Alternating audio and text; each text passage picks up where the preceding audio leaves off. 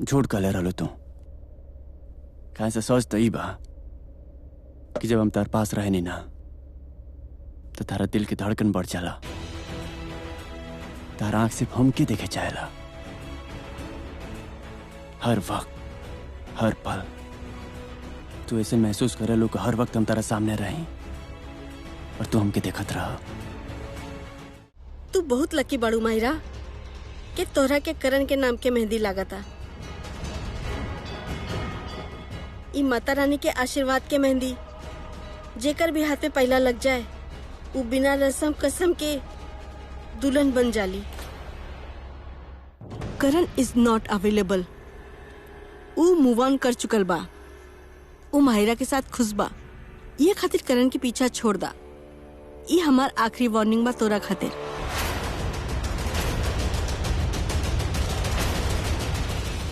अगर आइंदा ऐसा कुछ भी भइल तो हमरा से बुरा केहू ना हुई। I hope I made myself clear.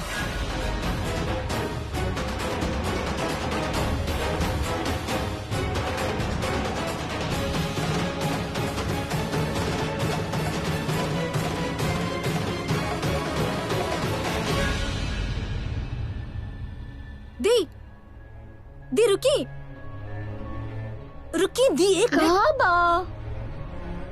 Kareena ma'am John कुछ भी खाली उस सारा बात आपके दिल पे लागल बा ना? बिल्कुल बेना। अच्छा यही खातिर आपके आंख में आंसू बा, यही खातिर आप रोलर बानी। दी प्लीज झूठ तो हमके बोली ना, काहे कि हम सब समझत हई करण सर के वो और के वो खिजारल हई, यही खातिर आपके तकलीफ हो रहल बा ना। हमरा के कोनो तकलीफ ना होत बा। दी अब तो झूठ मत बोली हर, प्लीज एक्सेप्ट कर ली कि आपके तकलीफ हो रहल बा। करता रहल बानी कि हमरा के तकलीफ ना होत बा। हमरा के काहे तकलीफ होगी? काहे कि करण सर और आप एक दूसरे खातिर बनल हई और देखी आखिर में आप ही एक दूसरे के मिलब। कहानियां मत बुझा सृष्टि। हम करण अगर हमरा खातिर बनल होती आज ओकर नाम के मेहंदी हमार हाथ में लग रहल होती, माहिरा के हाथ में ना लगत होती। करण हमार कबू न रहे। और अब हमरा खातिर यह बेहतर बा कि हम इस सच्चाई एक्सेप्ट कर ली, काहे कि कहीं ना कहीं हमारे दिल में शायद आज मेहंदी हो रहल बा, कल शादी हुई और हमरा खातिर बहुत जरूरी बा कि हम ये रियलिटी के एक्सेप्ट कर ली। ओकरा खातिर हम ये मेहंदी के फंक्शन होते देखा चाहता नहीं। हम अपन आँख से देखे के चाहता नहीं कि करण कैसे माहिरा के हाथ में अपन नाम की मेहंदी लगावा था। एक बगर माहिरा के हाथ में करण के हाथ के मेहंदी लग गई ना तो हम समझ जाए कि भगवान के इशारा बा कि करण हमरा खातिर कबू ना रहे। हाँ तू सही कहले कि हमरा की बहुत तकलीफ होत बा, लेकिन अब हमरा की तकलीफ के बढ़ावे के ना बा, घटावे के बा, कम करे के बा, एकरा से बाहर आवे के बा। और ओकरा खातिर बहुत इम्पोर्टेंट बा कि हम ये सब देखी ताकि हमरा की रियलाइज हो जाए कि रियलिटी का बा और हम ओकरा के एक्सेप्ट कर ले। समझ गई लो?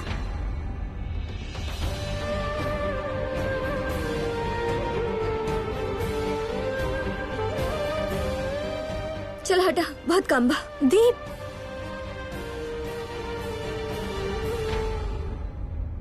भगवान जी हमारी दी बहुत तकलीफ में है, बहुत दर्द में है। वो आज तक आपसे कुछ भी ना मांग ले है, आज हम उनका खातिर आपसे मांग रहे बानी। प्लीज हमार दी के वो दे दी जे उनकर बा, जे उनकर खातिर बनल बा। करण सर हमार दी के खातिर बनल है, वो सिर्फ उनकरे है। प्लीज प्लीज भगवान जी करण सर के हमार दी के जिंदगी में वापस दिलाती। Please please. पंडित जी हाँ आपके वो करीना बुआ बुला उतर लिया। अच्छा अच्छा हम आई ले लेते हैं, अब जाके मिल लो उनसे। ठीक है। हाँ Salil thank you so much. हाँ तू आइस भिजवा दिला। हाँ पर तनी निसा लेट भिजवला और कोनो प्रॉब्लम नहीं है, हो गई पर सॉर्ट आउट हो गल रहे। ठीक बा चलाइल हम तरह के करता नहीं सलिल तनी करण के फंक्शन में बन। ठीक बा रिसर्च जी आप कौन की साइड बानी? मतलब साफ बा आज करण के मेहंदी के फंक्शन बा और ऐजा आप अरोज के हेल्प करता नहीं, उनका प्रॉब्लम सॉल्व करता नहीं। काहे? तू हमार और सलील के बातचीत सुन लूहा का? कि हम आइस ऑर्डर कर ले बनी यही से होकर के थैंक यू बोलत रहनी वो बातचीत सुन ले लो ऐसे ऐसे बोलत रहो लेकिन आई डोंट थिंक तारा के में कोनो प्रॉब्लम होके चाहिए हम बस ये ध्यान रखत रहने की एजा कोनो प्रॉब्लम ना होके सब कुछ इतना स्मूथली चल जाए और हमारे भाई के भी प्रॉब्लम ना होके दैट्स इट अगर तारा लागता की हमारा अरोराज के हेल्प करता नहीं या अरोराज के साइड लेता नहीं तो ऐसा कुछ नहीं खे ऋषभ जी आपके एक्स्ट्रा काम करे की जरूरत ना बा ई अरोराज के हॉल बा ई उनकर काम बा वो लोग कर ली हैं और अगर वो लोग टाइम पे हमारा काम ना कर पाईनी तो हम उन पे बैड सर्विस के ब्लेम कर सकेनी और अगर हमरा के सारा काम अपन हाथ से करे के रहे तो ई हॉल बुक करे की क्या जरूरत रहे अगर उस सर्विस टाइम पे ना दे पाईनी ना तो हम उनकरा पे केस कर सकेनी पर हम ऐसा बिल्कुल भी नहीं चाहत आप ऐसे काहे ना चाहनी ऋषभ जी हर कॉन्ट्रैक्ट में एक क्लॉज रहेला कि अगर सर्विस प्रोवाइडर क्लाइंट की डिमांड पूरी ना कर सकेला तो हमनी उन पर केस कर सकेनी ऋषभ जी ट्राई टू अंडरस्टैंड अरोराज हमनी के बहुत तकलीफ देनी हा हमनी के परिवार के बहुत दुख पहुंचानी हा यह मौका बा उनकर से बदला लेवे के शलिन प्लीज बदला शब्द से तनी सा ऊपर उठा बदला के अलावा भी और भी बहुत सारा चीज बा करे खातिर आज सेलिब्रेट करा हमारे भाई के फंक्शन बा हमनी के घर के फंक्शन बा ये बदल लेवे के टाइम बा you are matured girl Rishabh ji ये हमारे सवाल के जवाब न रहे हमरा के जवाब चाहिए आप उनकरा से बदला काहे ना लेवे क्योंकि चाहता हम तारा के तहार सवाल के जवाब नहीं देवे के चाहत एज सिंपल एज दैट हमरा लगे जवाब बा पर हम जवाब ना दे ठीक बा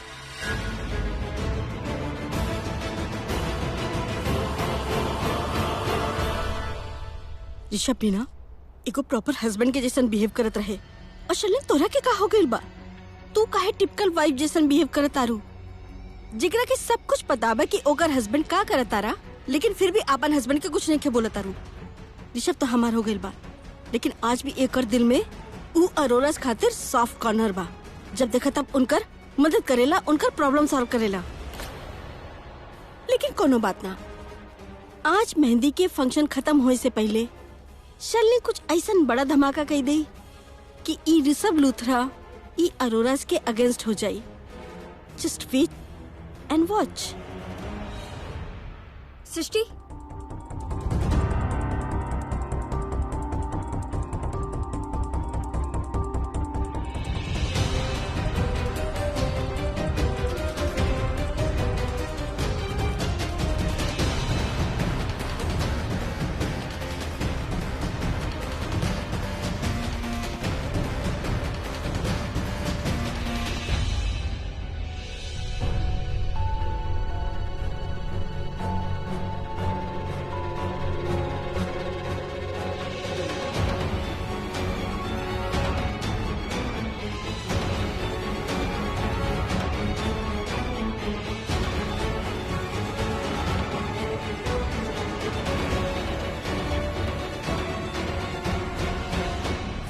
दी कितना उदास लग रही बाड़ी ऑब्वियसली दी के जगह केहू और लड़की हुई जकर आंख के सामने ओकर प्यार केहू और के होरल हुई तब वो ऐसे नहीं उदास हुई पर दी के कहीं भी सही बा अगर करण सर और दी एक दूसरे के खातिर ही बनल है तो करण सर के नाम की मेहंदी के और के हाथ में कैसे लगे जा रहा बा वो मेहंदी पड़ता प्रीता दी के हक होके चाहिए रहे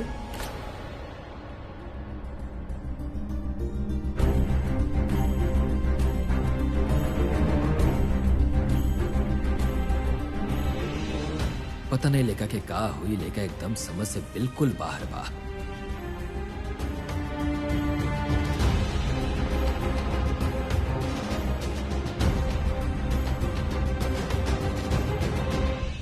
देखी भाभी करण कितना खुश लागता ऐसा लागता कि वो ई शादी करे चाहता रहा मेहंदी खुद लेके आवता रहा I am so happy by the way Ramola ji कहाँ बा हम रमोना जी और दादी के अंदर जात भर देख ली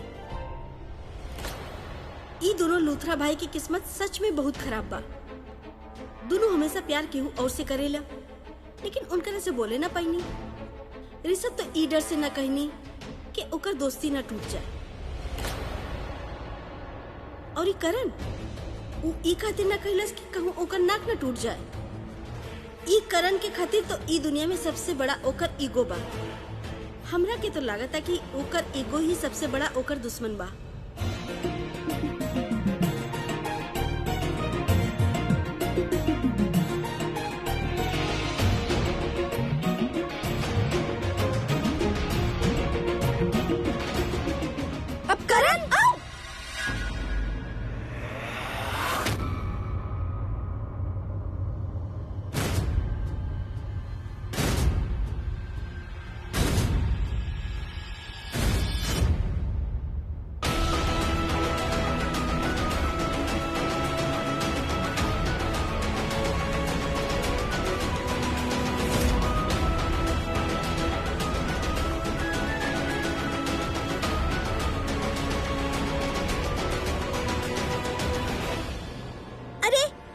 भाई? होए वाला दुल्हन की मेहंदी प्रीता के हाथ में लग गई।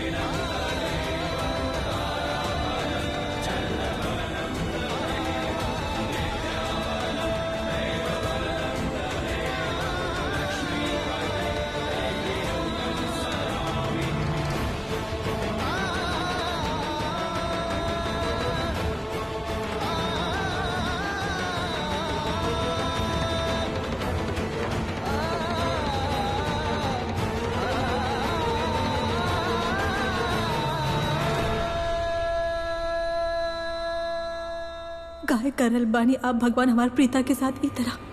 काहे? ऐसन कोनो बात ना बा।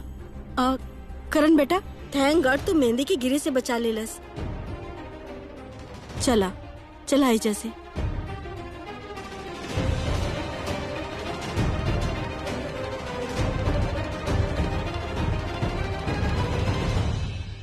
पता ना हमरा ये सब चीज पर बिलीव करे के चाहे कि ना, लेकिन करण के नाम की मेहंदी प्रीता जी के हाथ में बा।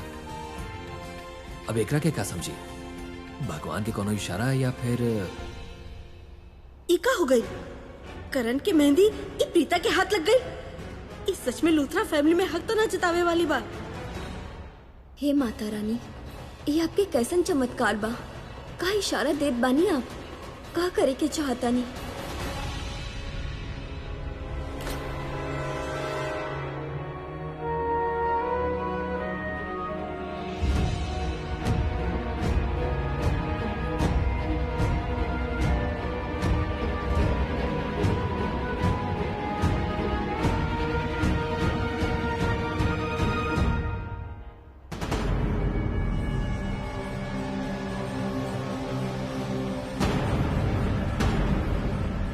माहिरा बैठा।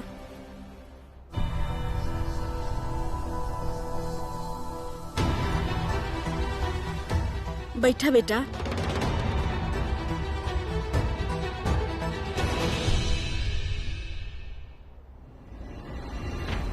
भंजिया, तू आयल बड़ू यहाँ हॉल में इनकर खातिर। हम जब कमरा से बाहर आनी तो हम देखने की सृष्टि यहाँ पर प्रीता दिखाई न दिलल बड़ी। हमके लागल शायद तो क्योंकि भाग हॉल ही गए हुई है। हमार सोचे बिल्कुल सही रहे, वो यहाँ हॉल में ही है और तू हो उनके साथ यहाँ के लो। हमार मना करे के बाद भी ठीक बा। हम तो माँ है, कुछ भी बोल सकत है। बच्चा तो बड़ हो गए है ना, और जब बच्चा बड़ हो जाले तो वो उहे करेले जे उनका ठीक लगेला।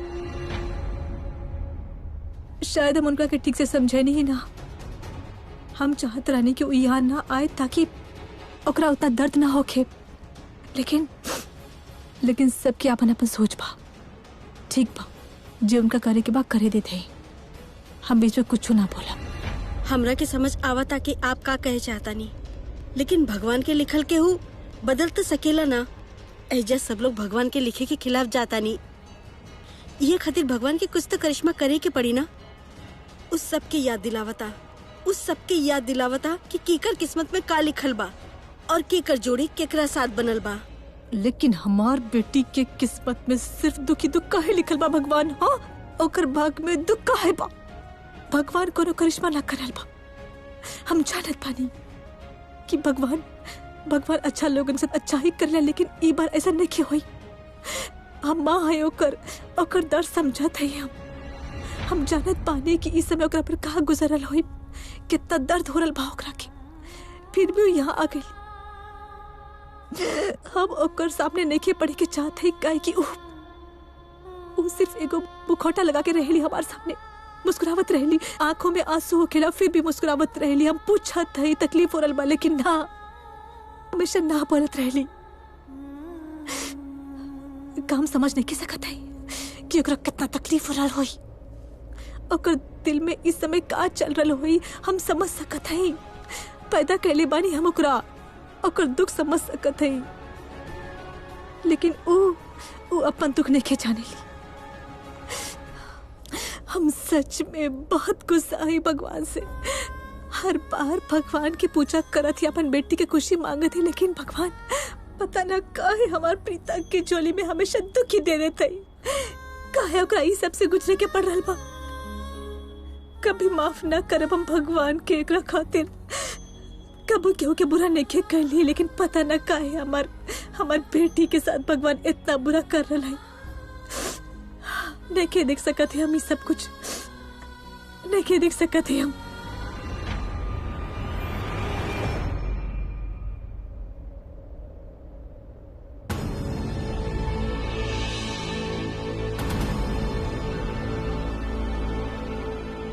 तू बहुत लकी बा माहिरा कि तोहरा के करण के नाम के मेहंदी लागत है। ई माता रानी के आशीर्वाद के मेहंदी बा, जिकरा भी हाथ पे पहले लग जाए वो बिना रसम कसम की दुल्हन बन जाली।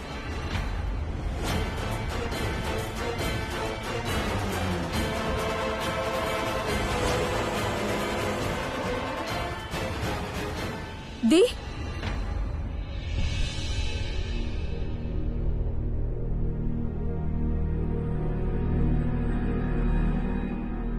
अब कैसन प्रूफ चाहिए आपके? अब कौन सा इशारा चाहिए आपके? हाँ, आपके भगवान जी का इशारा देखे कि चाहिए ना, तो दे दे ले भगवान ये इशारा। भगवान जी ये बता दे ले कि आप दोनों एक दूसरे खातिर बनल हैं। भगवान जी ही आप दोनों की जोड़ी बनेली हैं थी। आप दोनों एक दूसरे के कुंडली में हैं। आप और करण सर एक दूसरे के कुंडली भाग्य है। फिर चाहे आप दोनों के बीच में कितना भी झगड़ा हो जाए, कितना भी आप दोनों एक दूसरे से नफरत कर ली, लड़ी झगड़ी, ईगो के बीच में लाई, लेकिन किस्मत में आप दोनों की मिला लिखल बदी और भाग्य के ई खेल के आप इनकार नहीं कर सकत है। आप दोनों की शादी हो गई बा, फिर भले वो जैसन भी होए लोग, लेकिन शादी तो भइल बा ना। और आप भी ये बात मानत हैं, तो फिर आप ये काहे ना मानत हैं कि आप दोनों एक दूसरे खातिर बनल हैं। और देखिए आज ई मेहंदी प्रूफ कर देले, ये साफ कर देली कि आप और करण एक दूसरे के खातिर बनल हैं। ये बात आप काहे एक्सेप्ट कर लेते थी? मत करा ऐसन बात। का एक दूसरे खातिर बनल बानी, मेहंदी ही तो लगल बा, लग चावेला हो तो इधर उधर। कौन सा करण के नाम की मेहंदी हमारे हाथ में लागल बा, जैसे लागत बा इधर गलती से लागल बा। एक से कोनो फर्क ना पड़ेला। फर्क पड़ेला दी। दुल्हा के नाम के सबसे पहले मेहंदी दुल्हन के हाथ में लागल जाला, और मेहंदी सबसे पहले आपके हाथ में लागल बा ना? हाँ लागल बा, पर वो एक्सीडेंट रहे, इत्तेफाक रहे। इत्तेफाक? आपके इत्तेफाक लगल बा दी? अच्छा ठीक बा, आप हमारी बात नहीं की मानी, लेकिन आप भगवान जी की तो मानत है ना? आप इतना मानत है ना कि सारा दुनिया उहे बनेले है? आप इतना मानत है कि सबकी जोड़ी उहे बनावेले? करण सर के नाम की मेहंदी आपके हाथ में लागल बदी, आप इससे ज्यादा प्रूफ का दे भगवान जी आपके? ये भगवान जी के इशारा बाप, एक समझी, ये ओकर मर्जी बाप। आप उनकर मर्जी के अगेंस्ट जाइब दी। आप ही कले रही ना कि अगर करण सर आपके खातिर बनल होई तो करण सर के नाम के मेहंदी आपके लागत। तो ये देखिए लग गई मेहंदी आपके लगेल बदी। आप यही कहले रहलू कि अगर आपके करण सर के माहिरा के मेहंदी लगावत देख लेबू तो आपके भगवान जी के इशारा समझब। आप एक्सेप्ट कर ले कि करण सर आपके खातिर नहीं बनल है, लेकिन यहाँ तो उल्टा भइल न दी। करण सर के नाम के मेहंदी आपके हाथ में लागल बा, तब तो उस सारा के समझी ना दी।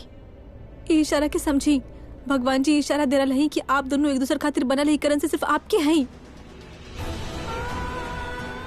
करण सर सिर्फ आपके हैं। माहिरा के नाम वो माहिरा बाड़ी जो आप दोनों के बीच में आ रहल बाड़ी। आपकी बात समझ में आ रहल बा ना?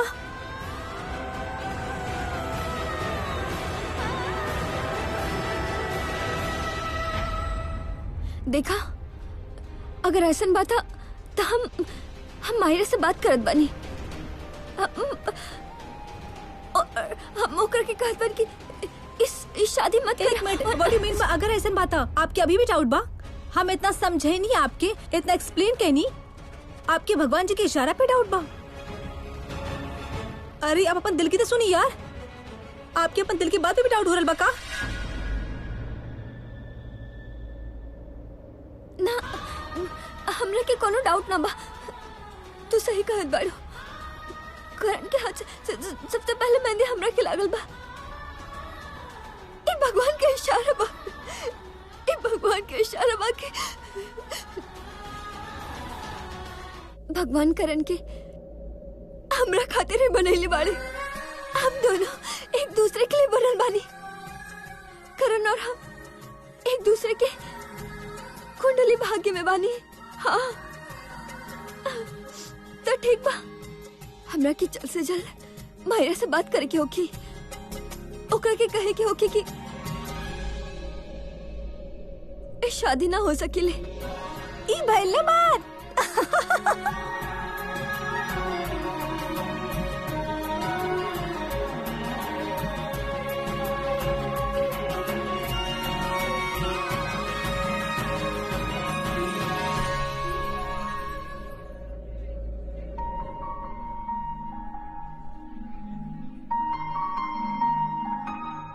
काबल कुछ कहे के बात ओके?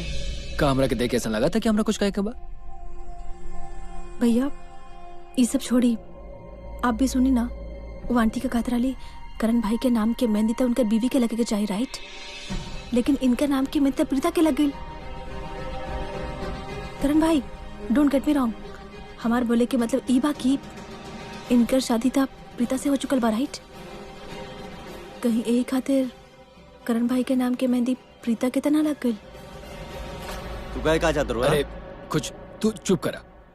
अब तू बिल्कुल मत बोलिया कि ई और पिताजी एक दूसरा खातिर बनन वालों, और ई दोनों एक दूसरा के कुंडली भाग्य में लिखे एक वाले। मिनट, तू कहे बीच में बोलते रहे? वो बोलती है ना, बोले दे ओके, बोल काबल। काहे कि वो अगर बोली ना तो तारा अच्छा ना लगी, और तारा अच्छा ना लगी तो तारा बुरा लगी, और तारा बुरा लगी तो तारा मूड खराब हो जाए, और हमने की चाहत की तारा मूड खराब हो के, स्पेशली आज। कोनो बात ना, तब वो बोले दे के बोल बोल। चल मत बोल यार, आई एम स्मार्ट ओके, हम समझ गए तू का बोले चाहते रहे, हम इतना भी दम नहीं की ओके। तू ये कहे चाहते रहो ना कि प्रीता के हाथ में हमार मेहंदी लागल, वो हमारा किस्मत में बाड़ी और हम उनका किस्मत में, राइट? जब तू इतना कुछ जाने ला तो करके समझ भी ला हमार भाई। मतलब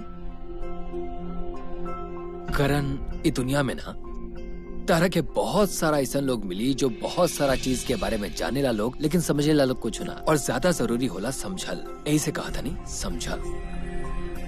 भैया हम तो समझ गए नहीं। बेटा तू तो बहुत समझदार बाड़ू ना, लेकिन जकरा समझे के चाहिए वो भी तो समझो। अगर वो समझ गए तो सारा समस्या के समाधान हो जाये, और जोन इंसान समझे के चाहते नहीं खे ओकरा के समझा के भी का कल जाए। तनी सोचिए, चल।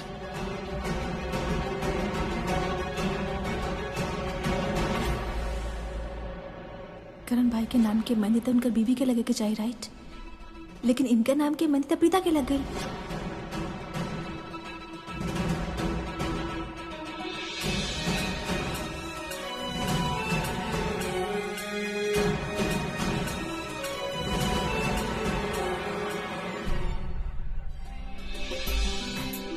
करीना दी, आप केकर इंतजार करत बानी? आप भी मेहंदी लगवा ली? बाद में आराम से लगवा ले भाभी। वैसे रमोना जी कहाँ बड़ी? काफी देर से दिखाई नहीं की देता नु, हम देख के आवता नहीं क्यों कहाँ बा।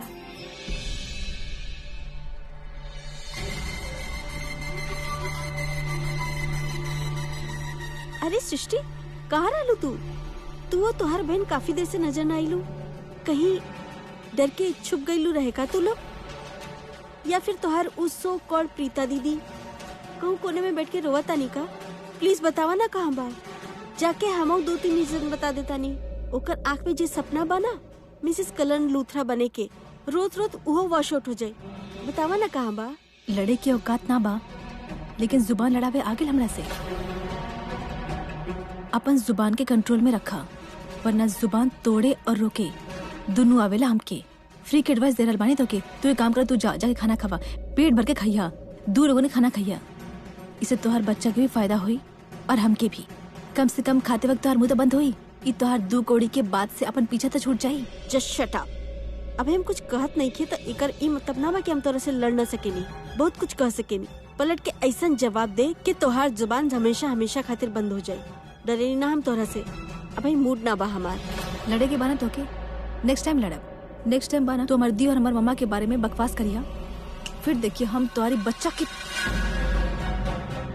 डर गई लो। फिर देखिए हम तुम्हारे ई बच्चा के बारे में और एक कर पप्पा के बारे में कैसे ढोल लगारा के साथ दुनिया में अनाउंसमेंट करत है। काहे कि इतना तो हमके भी पता बा कि ई होखे वाला बच्चा के बाबा ऋषभ जितना है। सो प्लीज अपन जुबान कंट्रोल में रखा, वरना ना जुबान रही और ना बात रही।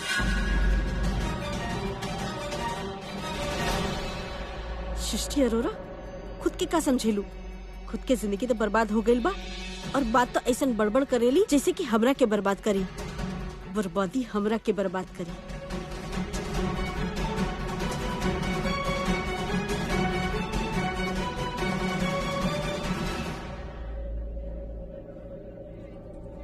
मेरा पानी ना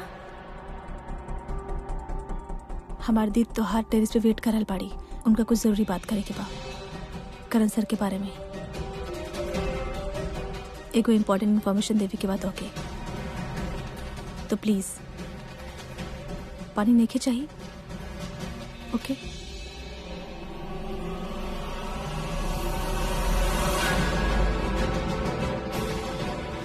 एक सेकेंड।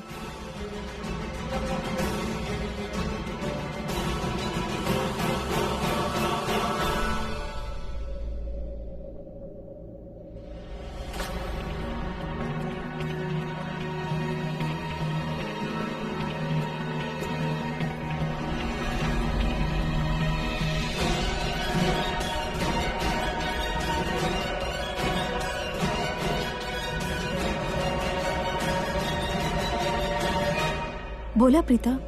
हाँ माहिरा, हमरा के तोरा से बहुत जरूरी बात करे के बा।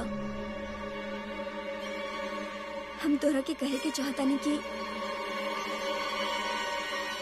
तू करण से शादी मत कर।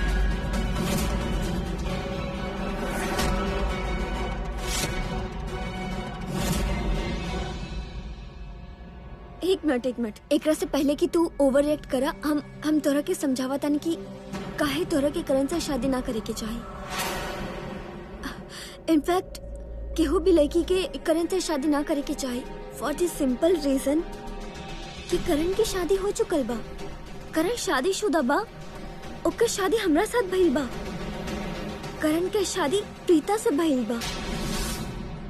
तब प्लीज तू इस बात के समझा और इस शादी से बैकआउट कर दा। करण से शादी मत करा। काहे ना करी हम करण से शादी? प्रीता हम करण से शादी करब। और आज तू ही बोलल बारू ना कि करण से शादी मत करा। कुछ दिन पहले तुम्हार माँ आके बोल के खेल डाली करण अच्छा लड़का ना बा, इलूत्रा अच्छा फैमिली ना है। प्रीता करण जैसन भी बाना हमके बहुत ज्यादा पसंद बा और ओकर फैमिली हमके बहुत अच्छा लागेला। जो कुछ ही दिन में हमार फैमिली बन जाए काहे कि हमार शादी करण से हुई। और पिता क्यों के बार बार आके ई बोली ना करण शादी मत करा, हमके बिल्कुल पसंद ना बाई। तू बहुत गलत समझत बाड़ू। तू जब बात करत बाड़ू हम वो बात ही ना करत बानी। करण अच्छा लड़का बा कि बुरा लड़का बा कि फैमिली कैसन बा, इस सब तो बात के बात बा। हम बोलत तानी कि करण शादीशुदा बा। करण के शादी हमरा से हो गई बा, यही खातिर ओकरा से शादी मत करा। करण और हम एक दूसरे के भाग्य में लिखल जा चुकल बानी। हाँ, फिर चाहे हमने के बीच में कितने भी लड़ाई होगी, कितना भी नफरत होगी, ईगो क्लैशेस में हो जावेले, लेकिन हम दोनों एक दूसरे खातिर बनल बानी। हम दोनों की शादी हो चुकल बा, यही खातिर तो शादी मत कर। हम ई कहता नहीं। प्रीता तू दोनों एक दूसरे खातिर नेके बनल बाड़ू, नेके बाड़ू एक दूसरे के भाग्य में। अगर तोरा कैसा लागत बता तई देखा।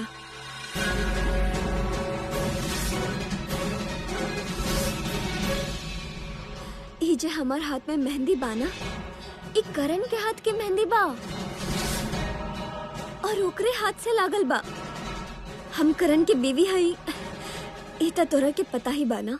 हम दोनों के शादी हो चुकल बा, सब जानत हई, सब लोगन के सामने ही भइल रहे। लेकिन आज करण के हाथ से ओकर नाम के मेहंदी हमार हाथ में लगल बा।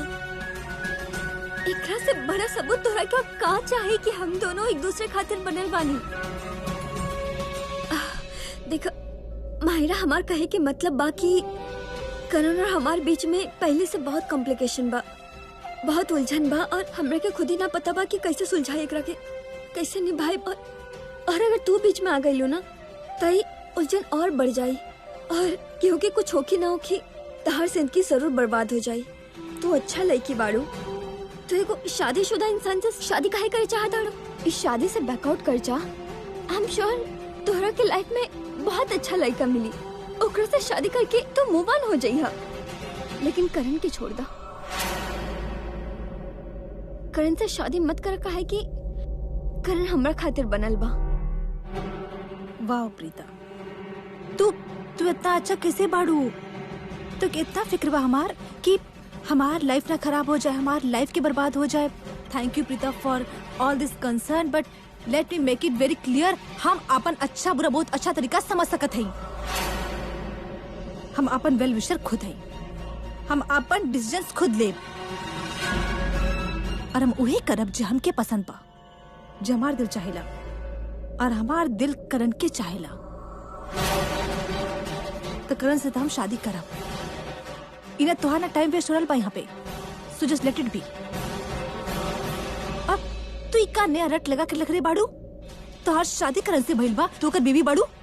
ये शादी ही ना बा प्रीता, जौन शादी के तू शादी करल बाड़ू ना वो बहुत बड़ मजाक बा। एक मिनट, तू हमार शादी के मजाक कहत बाड़ू? बिल्कुल करल बानी। काहे कहत बाड़ू? ए मंगलसूत्र देखत बाड़ू? हमार गला में मंगलसूत्र करण अपन हाथ से पहने ले बा। हमनी के शादी भइल बा और पूरा रस्मों कस्मों से भइल बा, पूरा रीति रिवाज से भइल बा। अग्नि के साक्षी मान के हमने 7 फेरा ले ले बानी, कसमें खइले बानी, सब कुछ भइल बा, सबके आशीर्वाद ले ले बानी। तो शादी मजाक कैसे हो गई? शादी जैसा पवित्र बंधन के मजाक कहत बाड़ू? तोहरा के शर्म नहीं आवत? प्रीता, सबसे बड़े मजाक तू बन गइल बाड़ू। ठीक बा, हम मान लेते हैं कि तू इस शादी के शादी माने लू, मान लेनी हम। करण इस शादी की शादी मानेला, नफरत करेला वो तोहरा से, तोहर शक्ल तक न देखे के चाहेला, तोहर साथ नहीं के रहे के चाहेला। इस शादी ओकर जिंदगी के सबसे बड़ गलती बा प्रीता। गलती से ही सही, शादी तो भइल बा ना, और अगर शादी भइल बा तो निभावे के तो पड़ी ही। जस्ट शट अप प्रीता, दिमाग खराब आ का तोहर? करण तोरा से कबो भी शादी नहीं करी, कभी शादी नहीं के निभाई, तोरा साथ नहीं रहे हूँ। Preeta, let me explain yourself please. Karan के आगे पीछे ना हजार लाखों लड़की लोग घूमेली, उनके साथ सेल्फी लेवेले, उनका स्माइल देवेला, एंड दैट इज इट। उनका घर लाके रिश्ता नहीं निभावेला, और तू उन लड़की में से एगो लड़की बाड़ू बस। करण के साथ इस सारा शादी के ओकर बीवी बने के सपना छोड़ दा। वैसे प्लान का रहे तोहार? इस शादी रोके के, हमके रास्ता से हटावे के? हमके नहीं थोड़ा सा बात करके आवे के ही ना चाहिए। हमके पता रहे तुम्हारा टाइम वेस्ट कर रहल बड़ू, जैसे वो दिन तुम्हार माँ करत रहली। रुक जा माहिरा, इस शादी में आगे मत बढ़ा, तू अपना और भी टाइम बर्बाद कर दो। हमारे हाथ में ही मेहंदी ये बात के सबूत बा कि करण और हम एक दूसरे खातिर ही बनल बानी।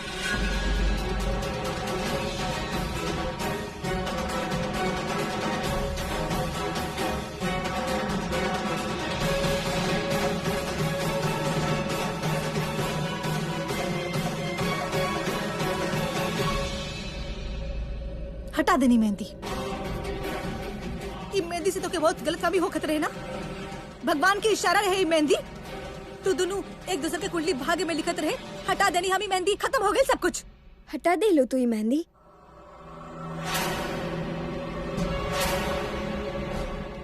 ऊपर से मेहंदी हटा दे लो, मेहंदी के रंग कैसे हटाइबू? एकरा से बड़ा सबूत चाहिए तोरा कि इस शादी पर भगवान के भी आशीर्वाद बा। करण के नाम के मेहंदी हमारे हाथ में बा। तो तू ही एक्सेप्ट कर ला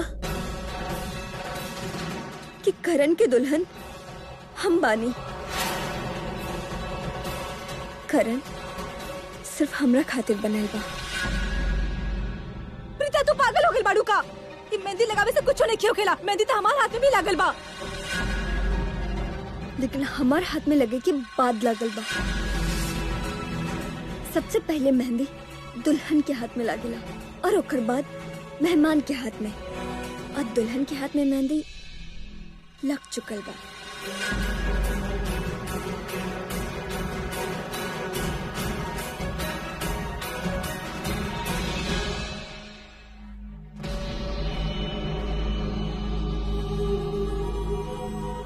Surprise, surprise. Look who is here. When PM is here, also they start having beers. खास करके जान के बुढ़िया का कहले हमके प्रीता जी से बात करके तो काल कर कलिया परसों कॉल करिया माय फोन। ये जान के बुढ़िया होली के समझ ली का अपना आपके जे हमके ऑर्डर देवे चल रहली। का लगल जान की बुढ़िया के कि हम ओकर बात मान लेब? नेवर। हम सिर्फ एक इंसान के सुनत है, खुद के। हम कहले रहली ना कि हम प्रीता जी से आज ही मिलब, वो face to face. So I am आ गई हम अपन प्रीता जी से मिले खातिर। प्रीता जी, प्रीता जी हाँ कहाँ? हाय प्रीता जी।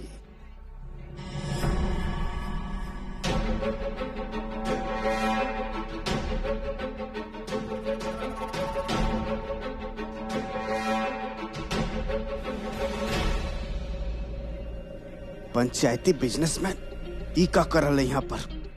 प्रीता जी से मिले आयल हुई। प्रीता जी के पुराना आशिक जे रहल, बेशरम इंसान। शर्म ना आवेला? तोहार आशिकी के दुकान कबो बंद न होला का? तोहार शादी हमार बीवी से हो गेला और तोहार छोट भाई के प्रीता जी से। ना ना ना, प्रीता जी के शादी केकरो से ना भइला। प्रीता जी सिर्फ और सिर्फ हमार हा, माय ड्रीम गर्ल, हमार सपना के रानी, जकरा हम आज सच्चाई में हकीकत में मिले आयल हैं। और तू अपन आशिकी पर ब्रेक मारा, समझ में आई? प्रॉब्लम का तोहर शादी हमार बीवी से होलू, इतना हॉट शॉट है, इतना तीखी स्पाइसी है, ओकरा बावजूद बंद करा अपन आशिकी के, वरना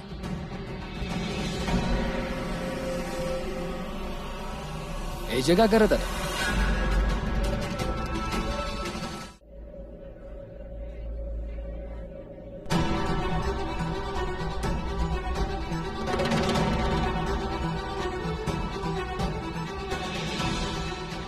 अचानक से हमरा के का हो गए? हम माहिरा से एक कैसे कह देनी कि हम करण की बीवी हैं, वो ही शादी ना करे, ओकरा के इस शादी से बैकआउट करे के कह देनी। अगर करण के पता चल गई ना तो वो तो हमारे पीछे ही पड़ जाए, कहेगी कि हम ओकर फैन हैं और ओकरा से बहुत प्यार करत हैं। अगर केहू ई बात सुन ले तो बहुत प्रॉब्लम हो सकेले। लेकिन कई बात वाकई सच बा का करण और हम एक दूसरे खातिर बनल बानी का? सच में ही मेहंदी में, ये रंग में, ये खुशबू में इतना ताकत बा कि वो दो ऐसे लोगन के मिला सकेले जेकरा के एक ना एक दिन मिले के ही बा, चाहे जहां से भी गुजरे।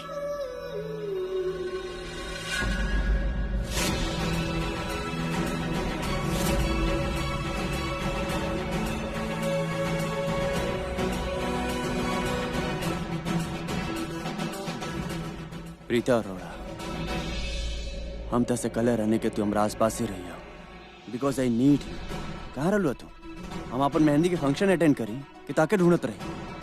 तो हमरा के काहे ढूंढत बानी? Because I need you. हम तसे कलर रहने नु हमरा आस पास रही हो, हमार कोनो भी काम रही तू करबू, राइट? यार कम से कम इतना पास रहो कि हम तक बुलाएं तो तुम्हारी बात सुन सको, हमारी आवाज सुन सको। करण, अच्छा ये रही कि हम एक दूसरे के आसपास ना आए।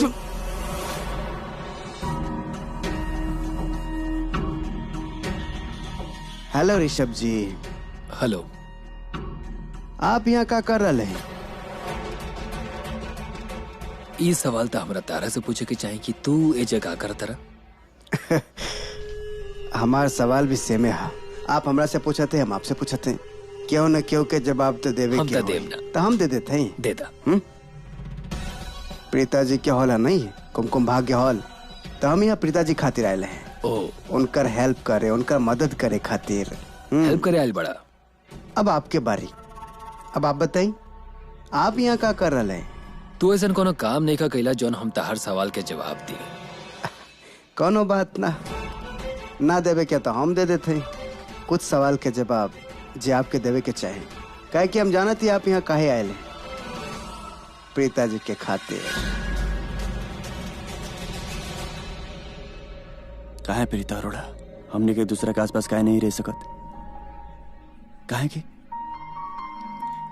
काहे कि हमने जितना एक दूसरे के करीब आए, हम जितना एक दूसरे के आसपास रही, उतना ही हम दोनों की रिश्ता महसूस करे लगब। तहार मेहंदी अपन हाथ में लगे के बाद हमरा की अजीब सा महसूस हो रहल बा। तोरा पे हम ये हक महसूस ना करे के चाहते नहीं।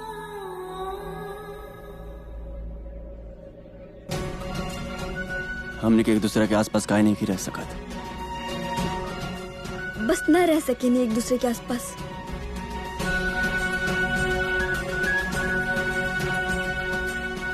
काहे नहीं की रह सकत?